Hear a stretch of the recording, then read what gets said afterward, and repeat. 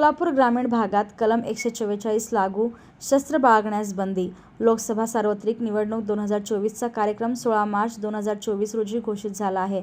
सार्वत्रिक लोकसभा निवडणुकीच्या काळात तणावाचे वातावरण निर्माण होण्याची शक्यता असल्याने तसेच शस्त्र परवानाधारकाकडून त्यांच्याकडील शस्त्राचा गैरवापर होण्याचीही शक्यता आहे. त्यामुळे जिल्ह्यात पोलीस आयुक्तालय हद्द वगळून 16 मार्च ते 6 जून या कालावधीत परवानाधारकांना त्यांच्याकडील शस्त्र जवळ बाळगून फिरण्यास बंदी घालण्यात आल्याचे आदेश जिल्हाधिकारी कुमार आशीर्वाद यांनी जारी केले आहेत. निवडणूक कालावधीत विशेषतः मतदानाच्या व मतमोजणीच्या दिवशी सार्वजनिक शांतता व सुव्यवस्थेचा धोका होण्याची शक्यता नाकारता येत नाही. लोकसभा निवडणूक प्रक्रिया सुरळीत व शांततेत निर्भय वातावरणात पार पडण्यासाठी आणि कायदा व सुव्यवस्था अबाधित राहण्यासाठी निवडणुकीच्या काळात परवान्यांवरील शस्त्र जवळ बाळगून फिरण्यास बंदी आहे.